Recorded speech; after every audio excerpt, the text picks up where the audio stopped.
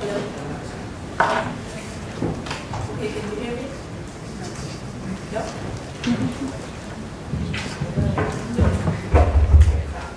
Okay. So in this presentation, we talk about a combined research and development project in which we both have been involved. Jana as a software development consultant, and me as a curator and a researcher.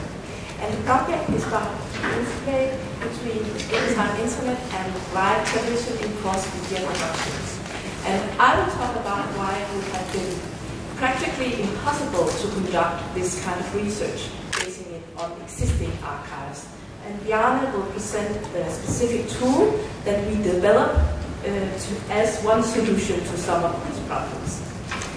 So we already know a lot about cross-media productions. So we know it's about the collaborative interplay between different media. We know it's about each media playing its specific role and delivering its part of the overall production. And we know it's about putting to play the specific strengths of each media. So, for instance, the production X Factor. Viewers can watch the main television show, of course, but they can also engage with the show. Via mobile phone, they can vote, they can interact on the website, they can also interact on social media sites, which is also part of the production. So the production has pages on social media sites. The production also has blogs. And there are also other television shows that feed on the main television shows. So shows that with interviews with participants and other kinds of media, like, for instance, CD productions. So it's a lot of different media playing their specific role in one integrated production. And it is, of course, about getting through to the user. So the user might not catch the main television show, but he might hear the song on the radio. And it's about giving the user a broader and richer media experience. And it's about giving the user the possibility to be engaged and to be involved and to participate in the media experience. Now, we are interested in a specific kind of cross-media production, a specific kind which is increasingly seen in new entertainment program formats. So in these kinds, there's a live, here and now, synchronous interplay between internet and television broadcast. And our case is the talent program Voice. Productions like Voice are related to audiences' growing tendency to use a second screen while watching television. So this is a Danish study in which 36% on a daily basis are using a second screen while watching television. And the picture in international studies is just the same. So in the production, this show, the use of second screen is supported. So the show is produced simultaneously on television and on the internet. And while the show is running, the viewers are invited to also go on the web page. So Christian is in shock, the television show says. So read more on v.tv2.dk. And then you can read more about why he is in shock. And this is produced or published just a minute or two after the live event has happened on the television show. And this is Malene, she's devastated. You can learn why when you go on the web page. But it's not only about getting more content. It's also about participating and engaging in the content. So as a viewer, you can sign up to chat with the participants in the show. So the participants that are not on stage right now.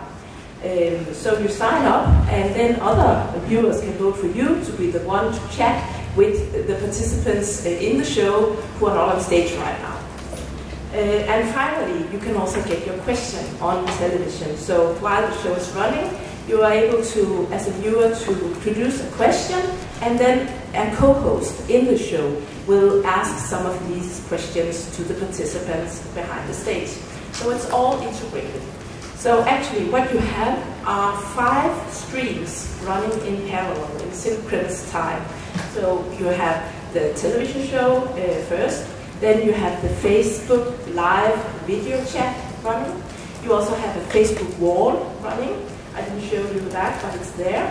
Then there's a special section devoted on the television broadcast website devoted to this program, so b.tv2.pk. And then the main page of the television broadcast website also are giving news about what's happening in the show while it's running. So as researchers, we are interested in this interplay between these 5 streams. And a research question is, how is the transition from live internet to television and back again produced as a continuous communication sequence? So how are viewers invited by the producers to do the transit? And what then is the uptake by the viewers?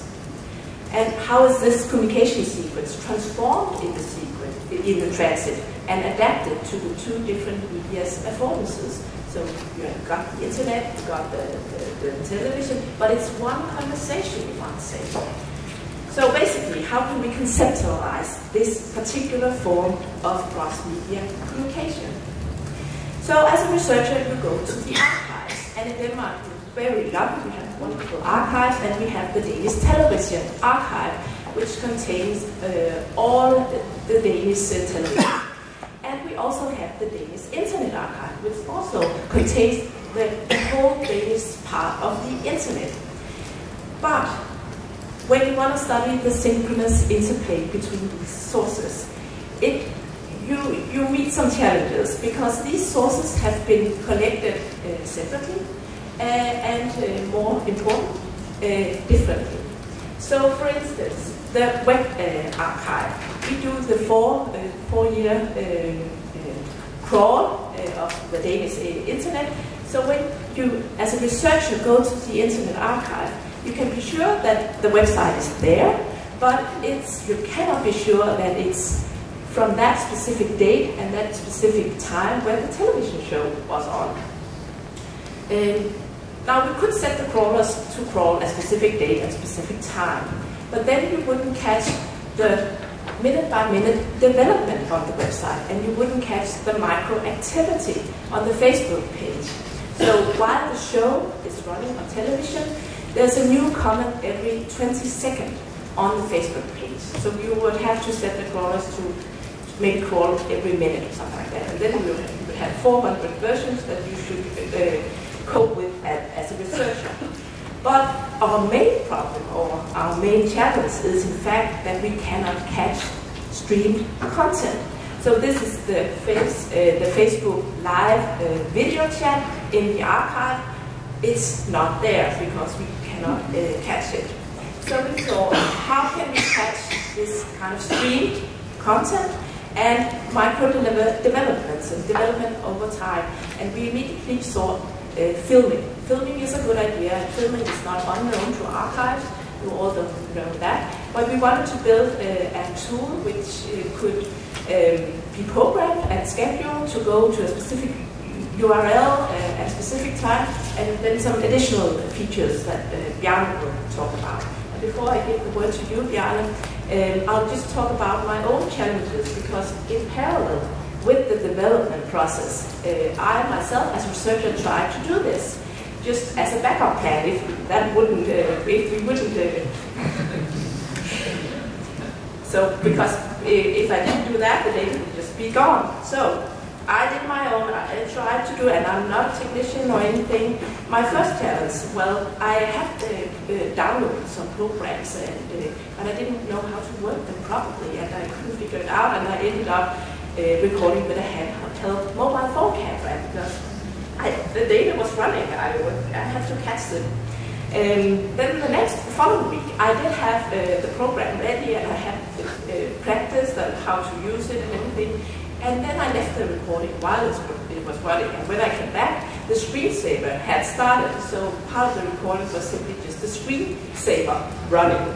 And also a part of the recording, there was a Facebook chat pop-up timer on, because I was logged in on my own Facebook account. The following week, the URL has changed.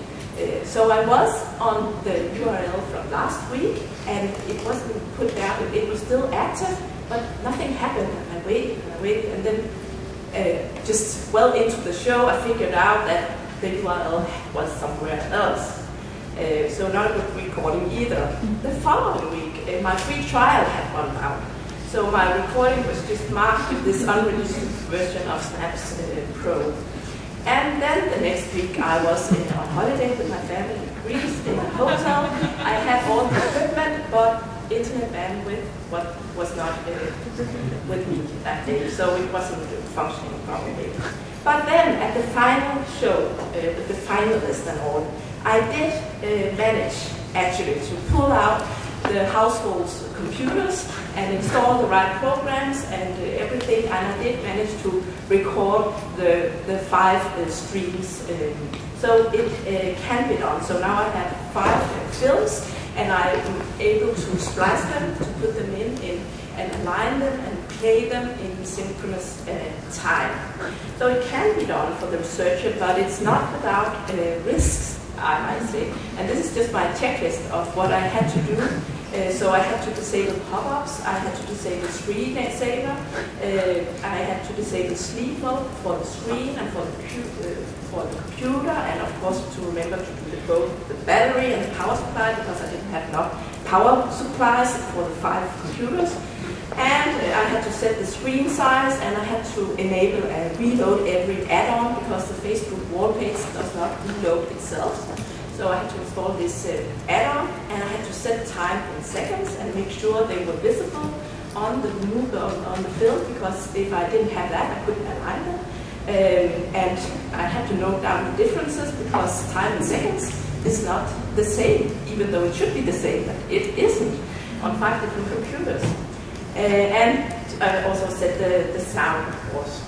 So it can be done, but not without risks. And you have, as a researcher, you have to have the right equipment, and you have to be available the time that your recording takes place. But then the tool is actually a solution to all of my struggles. Yeah, yes, thank you. So, as you can all see, it's not actually really feasible for every researcher to have to do this. To be able to record these things. So we saw, well, screen capturing is a no technique. So there must be applications capable of doing screen saving. And as Ditte found out, there are actually a lot of that kind of application. So we investigated different applications because the next challenge for us was that we somehow had to programmatically be able to run this application at a specific time, specific date, etc. So yeah, we have been building we've been building this tool. It's very much a prototype. It does different things, several different kind of steps. So we have been wrapping a specific screensaver or screen capturing tool, FFmpeg to be specific. And then add a small workflow around it. So this is basically capable of opening a browser window, open a specific URL, navigate if necessary, so do mouse movements, clicks, etc. Start the screensaver application, run for a defined number of seconds, and then stop the screensaver application again and kind of reset the computer or the environment to be ready for the next scheduled recording. That was the initial requirements.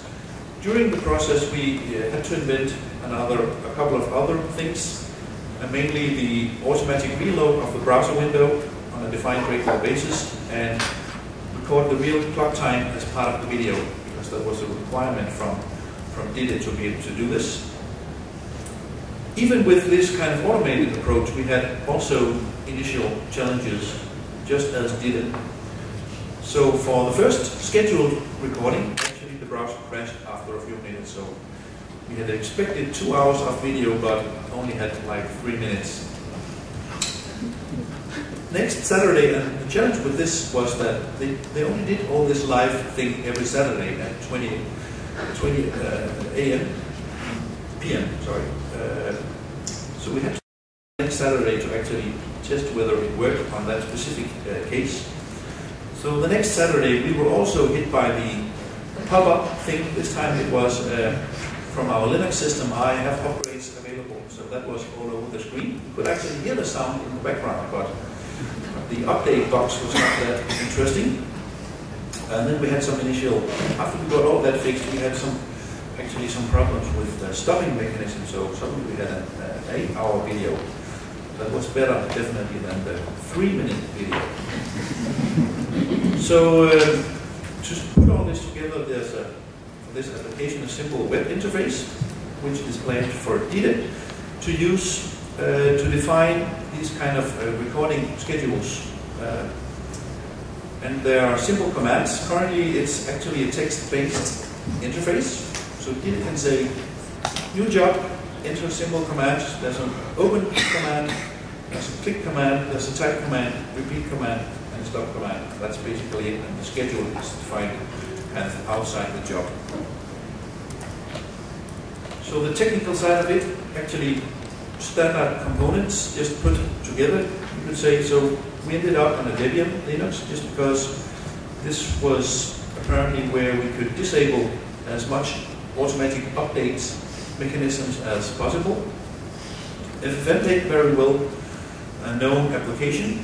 We had some problems to actually get the right features because the very used versions that we needed to be able to do proper screen capturing was not actually available on the Debian repository, so we had to compile things ourselves, the technicality.